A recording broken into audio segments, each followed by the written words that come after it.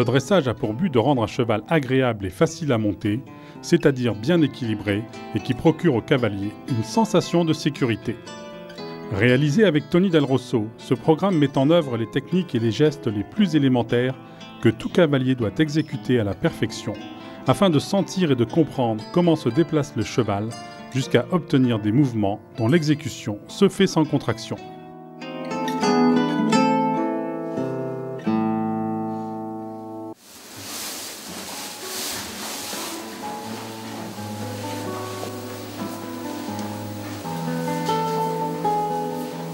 Au-delà de toutes ces connaissances acquises par le suivi des cours, le cavalier désireux de dresser un cheval va devoir se livrer à d'autres types de réflexions afin de comprendre son compagnon. Le pansage et la préparation de l'animal sont une excellente occasion d'établir des relations mutuelles d'un très grand intérêt. Que le pansage c'est un massage, mais on va plus loin puisque ce sont des étirements qui vont dans le sens de relaxer les muscles qui vont fonctionner.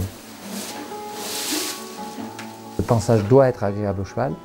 Il n'y a pas de raison de le frotter dur jusqu'à ce que ce soit désagréable pour lui. Au contraire, il faut que ça reste agréable. Donc ça crée des liens, bien sûr, puisqu'il apprécie. Tout dressage ne peut être obtenu qu'au moyen d'un langage simple que le cavalier établira avec son cheval.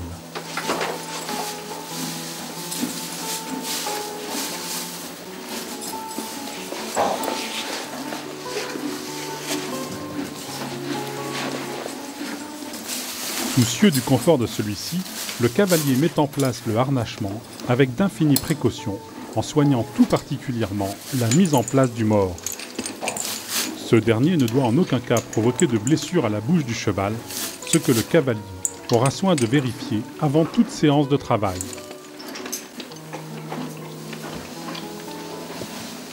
Lors de l'emploi d'un caveçon, le cavalier s'assure avec précision que celui-ci est parfaitement mis en place sur le chanfrein et n'occasionne aucune gêne ou douleur au cheval en effectuant en douceur quelques tractions de rênes.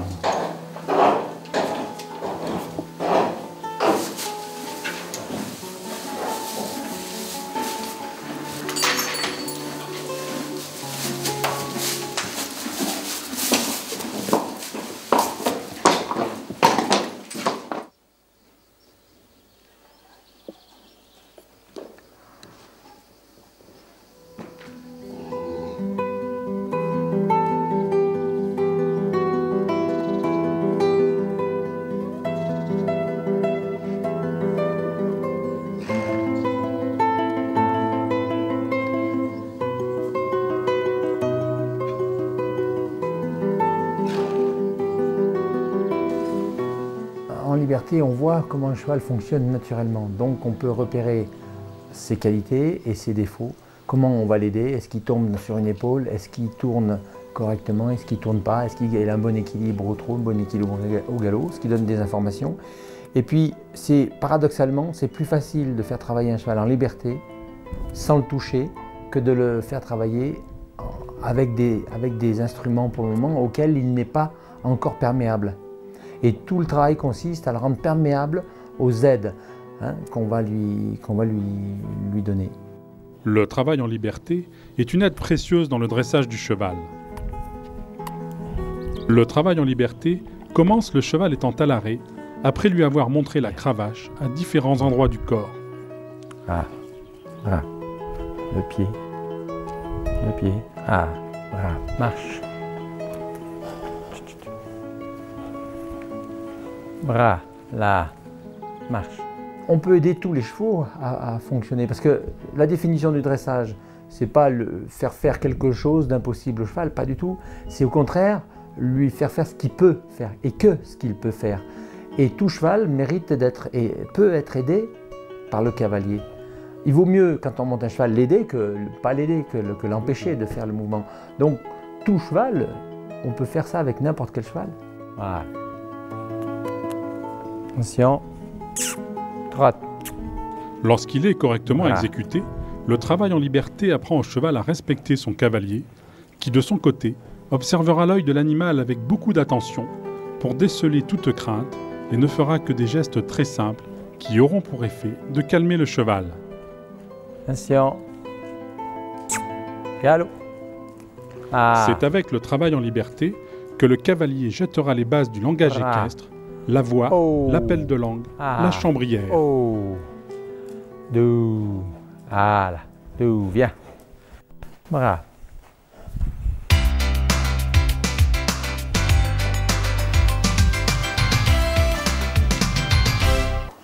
Les flexions sont un des moyens les plus puissants dont dispose le cavalier pour obtenir de son cheval des cessions de la nuque, de la mâchoire et de l'encolure. Les flexions, c'est comme si on était sculpteur et qu'on mette le cheval d'abord à l'arrêt, puis en mouvement, dans une certaine position. Et les flexions permettent de mettre le cheval dans la position qu'on veut. Il suffit qu'on fasse des demandes les plus petites possibles, les plus courtes possibles, que le cheval cède à cette demande et qu'on cesse immédiatement lorsqu'on a obtenu la demande qu'on a demandée, ce qui fait que le cheval se met petit à petit dans une position souhaitable, celle qui va l'aider à pouvoir faire le mouvement. Les flexions pied-à-terre doivent précéder toute séance de travail. La flexion directe, c'est-à-dire une flexion de la nuque suivie d'une cession de la mâchoire, conduit au ramené, c'est-à-dire que le chanfrein se trouve légèrement en avant de la verticale. Voilà.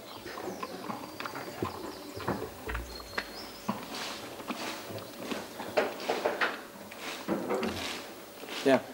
Les flexions latérales doivent être effectuées en tenant compte de la morphologie du cheval pour ne pas arriver à une encolure caoutchouc.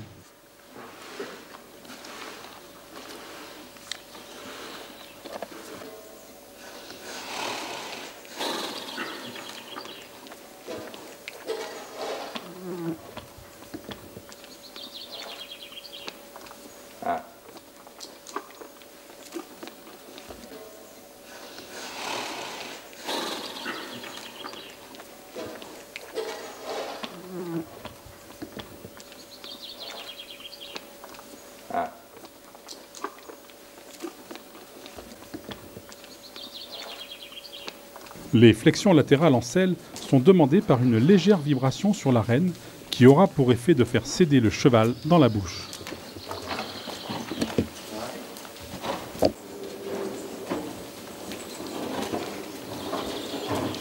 La flexion latérale doit, après quelques séances, être exécutée facilement au pas.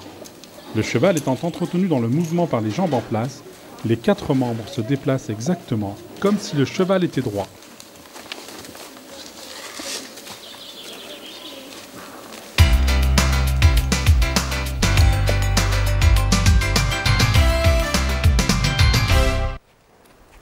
Oh. Oh oh.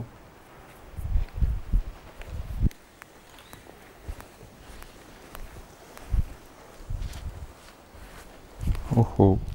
Le travail à la longe, trop souvent utilisé comme moyen de détente rapide, est un véritable acte de dressage. Aussi, est-il indispensable d'utiliser 2 longes afin de placer le cheval dans une bonne attitude. Les rênes sont montées sur le caveçon et l'on peut s'aider d'une cordelette placée à la façon d'une martingale fixe entre la sangle et la muserolle.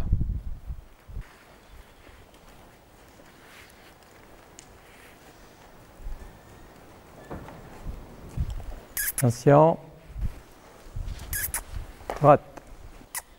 Ce dispositif donne à la rêne intérieure un effet latéral permettant de ployer l'encolure et à la rêne extérieure un effet d'appui sur l'arrière-main qui a pour résultat d'incurver correctement le cheval. Bras. Ah. Bras. Le longeur ne reste pas statique mais se déplace lui-même sur un cercle ou un carré dont il arrondit les angles. Le cheval, attiré par la mobilité de l'homme, en viendra peu à peu à calquer ses déplacements sur ceux de son professeur. Tiens. Galop. C'est avec le travail à la longe que le dresseur va perfectionner le langage des aides et associer celui-ci aux actions de rêne. Ah. Oh. Bras. Dou. Dou. Dou. Bras. Oh.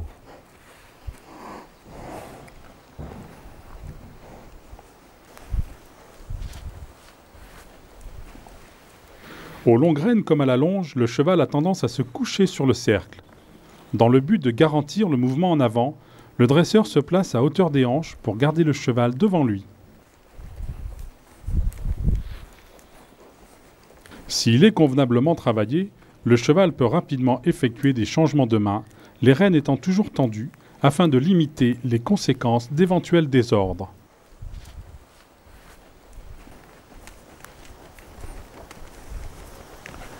Ah. Le dresseur associera à ce travail sur le cercle des transitions d'allure en allongeant sur le droit et en raccourcissant sur le cercle.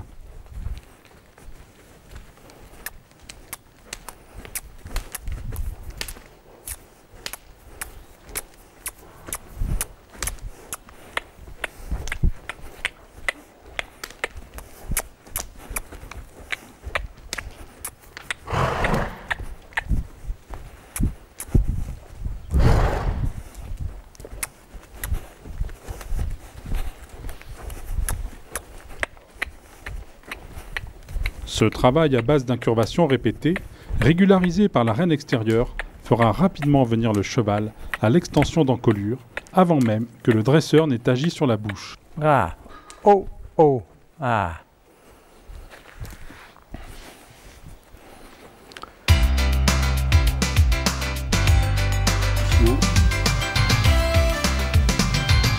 J'arrête le cheval avec les mains, puisqu'il ne sait pas s'arrêter avec les jambes, ni avec l'assiette. J'ajuste mes rênes, je ferme mes jambes au contact, je mets les éperons au contact. Si le cheval ne bouge pas, je lâche mes rênes, je garde mes jambes au contact et je desserre doucement les fers et les jambes. Il vient d'accepter l'arrêt sur l'éperon.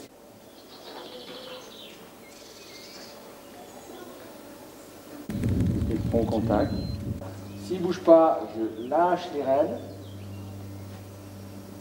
Et là, je desserre doucement les fers et les mollets. Bien. J'ajuste les rênes, je refais. Doucement, sans rupture d'allure, je ferme mes jambes, je ferme mes éperons.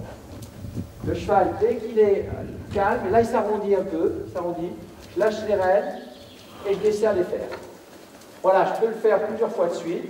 J'ajuste mes rênes, je ferme mes éperons, je ferme mes jambes, je lâche les rênes, je desserre les fers. Et là, je vais avoir l'arrêt.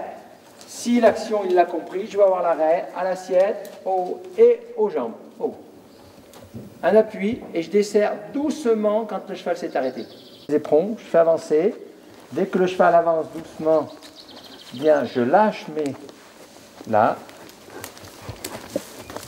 Et je desserre les fers. Voilà. Je recommence, j'ajuste mes rênes.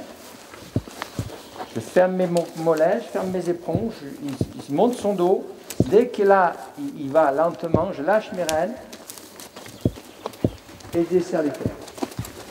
Le secret, c'est de desserrer les mains, d'étendre les rênes avant de desserrer les jambes. Toujours.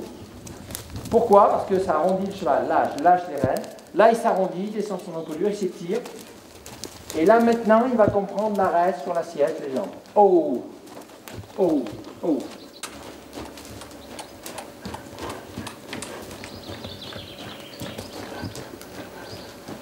Et je desserre.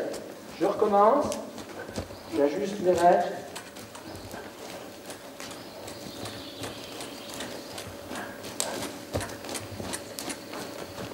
Ah! Voilà. Oh, oh, oh, oh. Et...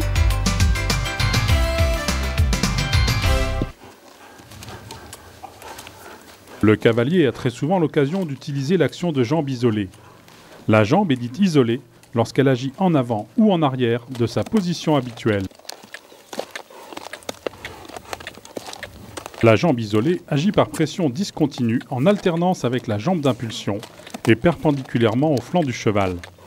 L'utilisation des mains et du poids du corps peuvent différer d'un exercice à l'autre. Oh. Là, la jambe est au centre, première position de base, où le cheval va s'y incurver dessus. Hein. Si on presse, le cheval s'y incurve dessus, là, et l'éperon vient juste toucher là. Ça, c'est la jambe au centre. Jambe avancée pour arrêter le cheval. Ici, un contact là. C'est uniquement pour arrêter. Les deux en même temps. Les deux jambes en même temps. Et là, ici, ici pour déplacer les hanches. Le cheval qui déplace les hanches. Bien.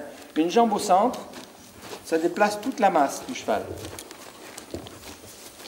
Là, toute la masse, complètement. En même temps, il n'y a pas besoin de faire autre chose. Si je recule la jambe, ça déplace les hanches. Voilà, là, ça sort les hanches. Si j'avance la jambe, ça sort les épaules. Ça pousse plus les épaules et ça pousse le cheval dans les angles. Hein? Ça évite de faire cette fameuse rêne d'appui à l'intérieur qui est négative. Quand j'avance ma jambe, je pousse le cheval vers l'extérieur. Je n'ai pas besoin de rêne pour pousser le cheval vers l'extérieur.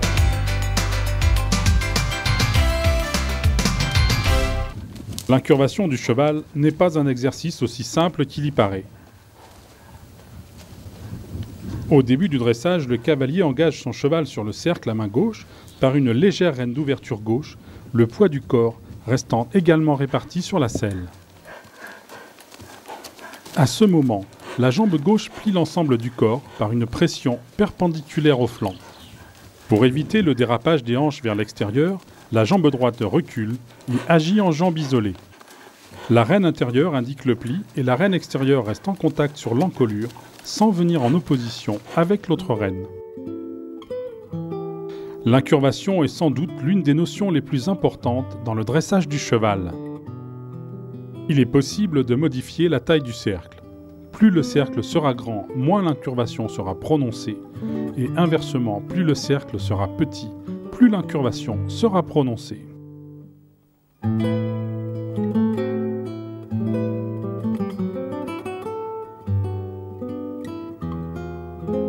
Pour agrandir le cercle, la jambe intérieure agit avec plus de pression que la jambe extérieure qui surveille les hanches. La main extérieure étant au contact de l'encolure, reçoit l'action de la jambe intérieure et ne laisse pas échapper les épaules. Ce qui est important dans cet exercice, c'est de ne pas faire de rêne d'appui intérieur. C'est la jambe intérieure qui pousse le cheval et je termine en épaule en dedans. Qui pousse le cheval. Là, je le laisse descendre. Hein. Je laisse descendre son encolure. Le cavalier porte ses épaules et son regard vers l'extérieur de la courbe, ce qui modifie la répartition de son poids. Et je raccourcis le cercle. Pour rétrécir le cercle, la rêne extérieure, par l'intensité de son action, incite l'ensemble du corps du cheval à se rapprocher du centre. La jambe extérieure doit surveiller la place des hanches avec plus d'attention, car un cercle réduit augmente les chances de dérapage. La jambe intérieure permet l'incurvation en conservant son rôle de pivot, sans s'opposer au déplacement concentrique. Ah. Et j'ai arrondi. Et même chose au trot.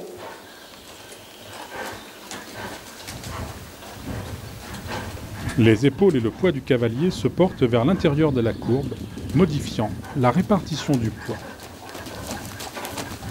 La main intérieure conserve une action discrète, se limitant à indiquer le pli.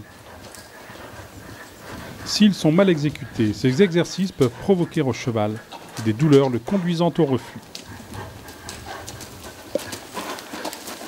Le cavalier aura soin d'obtenir un abaissement de l'encolure, seule position compatible avec une incurvation correcte du cheval.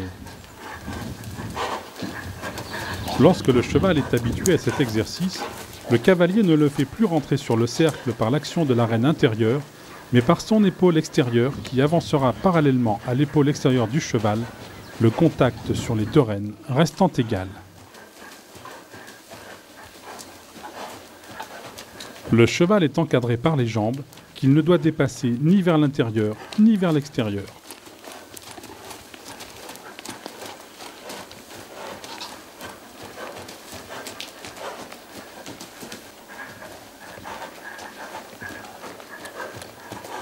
Raccourci.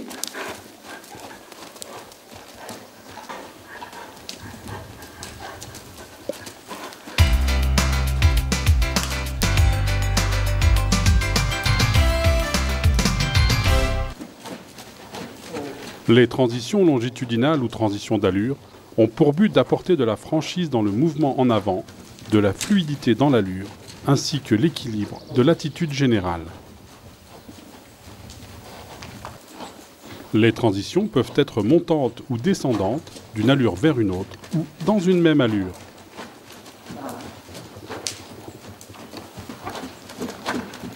Le cheval doit être préparé avant chaque demande de transition. Pour préparer le cheval, le cavalier assure un contact avec la bouche et redresse le haut du corps pour assurer son assiette. La transition est ensuite demandée par une action simultanée des deux jambes, en même temps que la cession de la main et une légère avancée du buste qui allège le rein du cheval. Lorsqu'un cheval est flexible à la manière, quand il est bouchérisé, on dit, il peut très bien être en quelques semaines ou en quelques mois, être tendu comme on le demande en compétition. En compétition, ils attendent un cheval qui va être beaucoup plus impulsionné, beaucoup plus tendu que ce qu'on souhaite dans l'équitation, on va dire, artistique et l'équitation de loisir. Ce travail doit se poursuivre jusqu'à ce que les réponses soient immédiates et ne présentent plus aucune hésitation. Dans le travail des transitions, une assiette profonde et le soutien du haut du corps sont les principales aides du cavalier.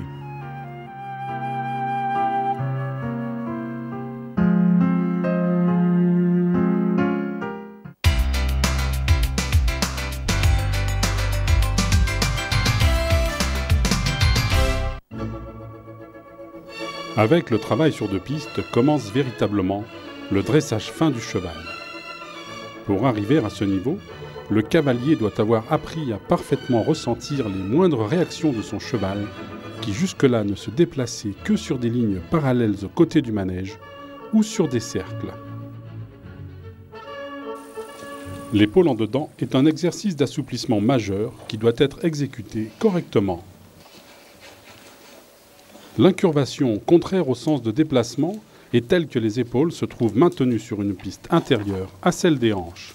Après avoir incurvé son cheval sur des cercles corrects, le cavalier fait un dernier cercle entamé au milieu du petit côté du manège et qui comprend le passage du coin et le début du grand côté. Le cavalier déplace les deux mains vers l'extérieur sans tirer, la jambe intérieure touche légèrement et lâche, alternativement à chaque foulée. Le cavalier peut se faire aider par un observateur se plaçant dans l'axe du cheval, qui aura pour charge de vérifier que les membres de celui-ci se déplacent en avant sur 3 lignes, celle du milieu étant superposée aux diagonales externes. Au début, il faut se contenter de 2 à 3 pas d'épaule en dedans et caresser. Il est bon de faire de temps en temps un petit cercle d'un rayon égal à la dimension du cheval et de revenir ensuite à l'épaule en dedans. Lorsque le cheval donne correctement plus de pas sur le grand côté, il faut veiller à ce que son poids reste sur le postérieur intérieur et non sur l'épaule extérieure. Le corps du cavalier doit rester au centre du cheval et non à l'intérieur. À ce niveau de travail, le cavalier doit sentir le degré de cession du cheval et doit céder dans ses aides proportionnellement à cette cession. L'appuyé est un déplacement latéral dans lequel le cheval est incurvé dans le sens du déplacement et se déplace parallèlement à lui-même. Dans l'appuyé à droite, la jambe droite maintient l'incurvation et l'impulsion en restant à sa place. Son incurvation s'opère autour de la jambe intérieure et les épaules doivent précéder légèrement les hanches. Dans l'appuyé à droite, la jambe droite maintient l'incurvation et l'impulsion en restant à sa place. La jambe gauche pousse la croupe vers la droite en incitant le postérieur gauche à venir davantage sous la masse. La main droite, indicatrice du pli, continue son action toujours à la base de l'encolure, sans exercer de traction. La main gauche, régulatrice, appuie sur l'encolure en incitant les épaules à se croiser. Lorsque le cheval cède dans ses hanches, il faut être très attentif à ce que la jambe extérieure cède également. La jambe intérieure devient alors prépondérante, car agissant dans la région de la sangle, elle a un effet spasmodique qui fait que le cheval a tendance à tourner la tête dans ce sens. Quand le cheval exécute bien ses exercices, commencez à le ployer dans un coin et à lui demander quelques foulées d'appuyer tête au mur, en veillant à conserver les épaules toujours près du pare-botte. Lorsque le cheval connaît ces différentes sortes d'appuyés, on peut lui demander d'effectuer des contre-changements de main de 2 pistes.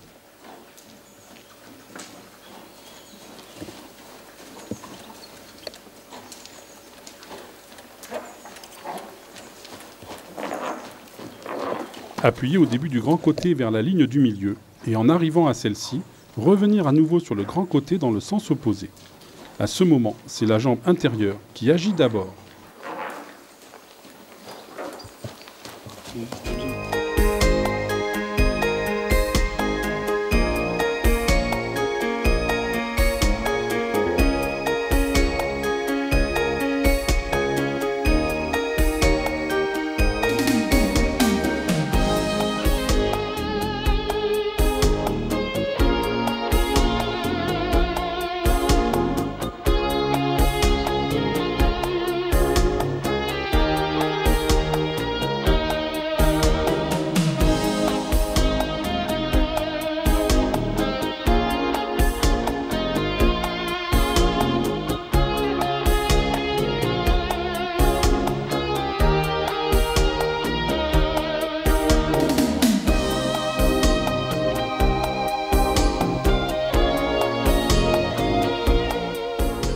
Le cavalier peut avantageusement s'aider d'une ligne de piquet plantée dans le sol pour effectuer des contre-changements de main et pouvoir travailler la régularité dans ses changements d'aide.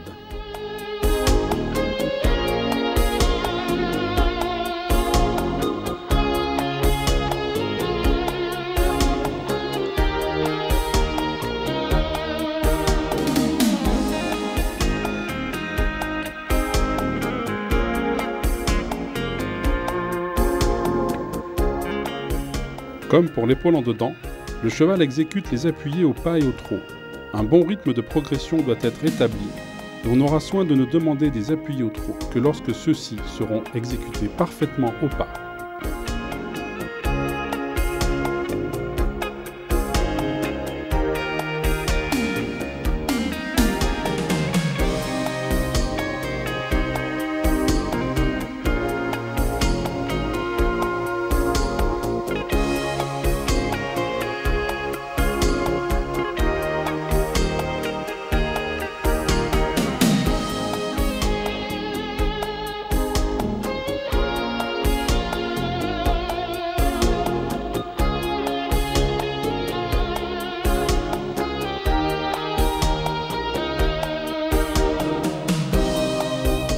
Il ne faut pas pratiquer de façon exagérée les appuyés, car le mouvement de latéroflexion qu'ils imposent au sabot se traduisent par des compressions cartilagineuses du côté de l'appui et des tractions ligamentaires du côté opposé.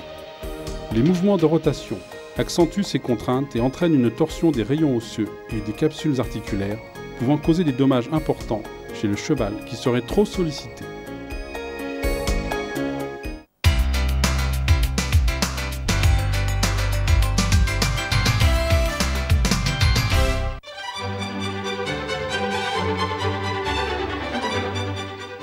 Le galop est une allure dissymétrique pouvant permettre de réaliser toutes les figures et exercices sans restriction.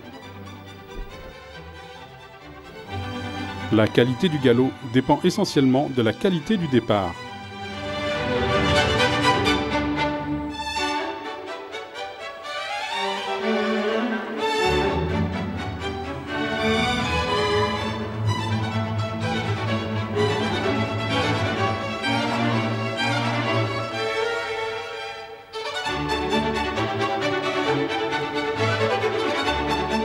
Ça, le cheval est dans cette position incurvée, ma jambe droite est reculée, ma jambe gauche elle est au centre, mon poids est à l'extérieur, j'ai la fesse droite extérieure, je pèse sur la fesse droite. Et au moment du départ, j'avance la main gauche, j'engage l'assiette et je ferme la jambe gauche. Le départ se fait en redressant un peu, on redresse un peu le cheval, on ferme la jambe gauche et on avance la main gauche. Il faut avancer un peu la main gauche pour que le cheval avance cet antérieur.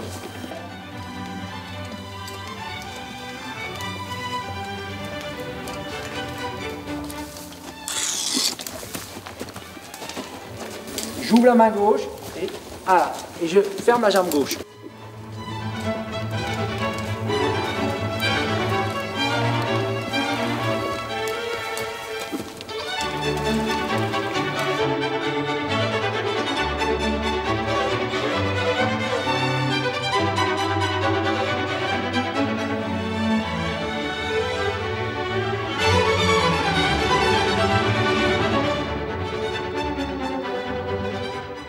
Le cavalier devra placer ses aides et incurver son cheval exactement comme s'il voulait effectuer un cercle, une épaule en dedans ou des appuyés.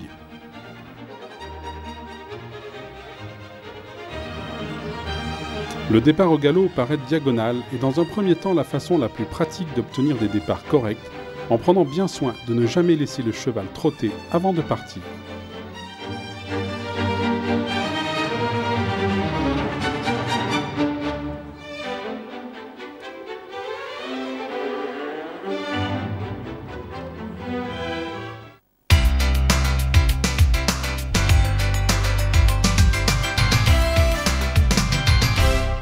Le but final, c'est de mettre le cheval dans le confort, dans une position qui lui permette de faire ce qu'on lui demande. Ce qu'on lui demande d'abord, c'est de nous porter, c'est une première chose. Donc mécaniquement, il ne peut pas se mettre dans une position différente de celle qui lui permet de porter. Donc la colonne vertébrale doit faire comme une voûte, être libre de fonctionner. Et tout le travail du cavalier, finalement le travail du dresseur, c'est pour ça qu'il a besoin d'outils, c'est d'aider le cheval à se mettre dans une position correcte. Quand le cheval est parfait déjà, hein, ça facilite les choses, ce qui arrive à très très peu de chevaux, et ces chevaux-là sont chers, mais quand ils sont pas tous parfaits, et il y a des bons chevaux qui ne sont pas parfaits, qu'il faut aider à mettre dans une bonne position. On a une colonne vertébrale complète d'un cheval, qui est une vraie colonne vertébrale. Vous avez ici les 7 cervicales jusqu'à cette vertèbre-là. À partir de la première dorsale jusqu'à la 18e, ici, ce sont toutes des dorsales, bien sûr. Et puis 6 lombaires et le sacrum. Dans une position normale, lorsque le cheval est bien constitué à une position normale, on a la moelle épinière qui est sur un plan, qui est rectiligne. Ce n'est que les apophyses épineuses de la colonne vertébrale qui donnent cette forme au dos, un dos plus ou moins creusé ou pas selon la qualité du cheval. Bien, lorsqu'un cheval est monté par un cavalier, un jeune cheval, il a tendance à supporter le poids du cavalier en se creusant un petit peu, ce qui provoque des petits hématomes là, entre ses apophyses et un inconfort, il s'ensuit un inconfort qui peut être plus ou moins accentué. Si en même temps le cavalier provoque une traction sur les rênes qui a tendance à faire remonter l'encolure encore plus, on a le creux du dos qui s'accentue, qui devient de plus en plus important, et là les douleurs deviennent importantes, surtout au niveau du garrot, de la base du garrot. Et puis on a ici, entre la dernière cervicale et la première dorsale, on a une espèce de ciseau qui se produit et un pincement très important qui est très certainement à l'origine de pas mal de pathologies. On a beau le forcer, on a beau le malmener, ça ne sert absolument à rien parce que le problème il se trouve à cet endroit-là et sur sa colonne vertébrale. Lorsque le cheval se pince à la fois le garrot et la cervicale, il est dans l'incapacité de faire quelconque mouvement. On dit là qu'il s'accule, hein, il peut s'acculer, aller à reculons, se pointer, et toutes les défenses qu'on a lorsque le cheval ne veut pas avancer, c'est pour ça que le mouvement d'avant peut régler certains problèmes, mais toutes les défenses qu'on a viennent de l'inconfort de la colonne vertébrale. Lorsqu'on veut vraiment aider le cheval, il faut faire des étirements. Alors en premier lieu, regardez, on va baisser l'encolure. Lorsque l'encolure se baisse, automatiquement, déjà par l'élasticité des tissus, le dos va monter et s'ouvrir, et ces apophyses épineuses s'ouvrent comme un éventail. À ce moment-là, il n'y a plus de douleur là, et à partir de cet exercice qui est l'abaissement de l'encolure, eh bien on va pouvoir demander au cheval de venir s'engager sous la masse par ses postérieurs, et là ça lui sera possible parce qu'il n'aura plus de blocage au niveau du garrot. Voilà pourquoi la descente d'encolure, l'abaissement de l'encolure est très importante puisqu'elle libère les tensions qu'on peut avoir à ce niveau-là des apophyses épineuses. Qui plus est, lorsqu'on veut incurver un cheval, vous savez que naturellement un cheval s'incurve à l'envers dans les virages. C'est précisément pour ouvrir cet éventail des apophyses épineuses. Par exemple, lorsqu'il tourne à gauche, c'est-à-dire vers moi, il va se tourner, il va se ployer vers l'extérieur du cheval, vers l'extérieur du virage, naturellement. Ce qui est en soi une bonne position pour lui puisqu'il se fait pas mal aux vertèbres. Mais dans la mécanique, il a tout son poids sur un seul pied et à ce moment-là, il y a d'autres pathologies qui peuvent apparaître, surtout au niveau des pieds. Pour lui, il est beaucoup plus intéressant que le cavalier l'aide à tourner dans le bon sens, c'est-à-dire un s'incurver dans le bon sens. S'il veut tourner à gauche, il faut donc qu'il s'incurve à gauche. Et à ce moment-là, on fait sortir les apophyses épineuses du garrot vers l'extérieur du virage. Et là aussi, on libère toute tension qui peut se provoquer au niveau du dos. D'où l'importance d'abaisser l'encolure dans un premier temps, d'incurver un cheval pour qu'il puisse se rassembler, pour qu'il puisse venir par la suite, au bout d'un travail très suivi, par la suite venir se rassembler, donc avoir un dos rond. Tous les chevaux ont ce problème-là s'ils sont montés avec trop de mains, s'ils sont montés aussi sans locomotion. C'est d'où l'importance précisément d'avoir le moins de mains possible, d'avoir une main fixe à cheval, avec une assiette correcte qui ne va pas provoquer ces abaissements du dos.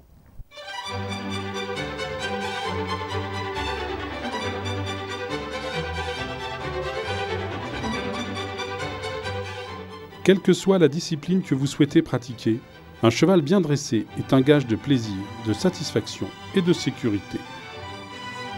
Qu'il s'agisse pour vous d'effectuer un parcours de saut d'obstacle, une reprise de dressage ou un parcours en terrain varié, vous devrez toujours avoir à l'esprit de placer votre cheval dans une position, le mettant à l'abri de la douleur et de la souffrance.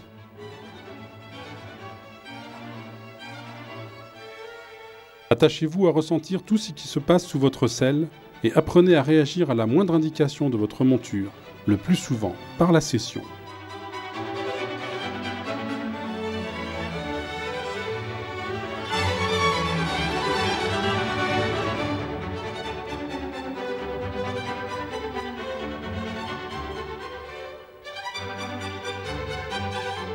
Moi, la grande rencontre que j'ai faite dans l'équitation, c'est Baucher. Il y a 25 ans, je suis tombé sur le livre de Baucher, l'édition originale de 1848, et c'est quelque chose qui m'a complètement bouleversé ma vie à cheval. Quand j'ai lu les flexions de Baucher, j'ai dit c'est la solution qu'il nous faut, absolument. Et je ne connaissais pas Baucher, je ne connaissais pas l'incidence que ça pouvait avoir à ce moment-là.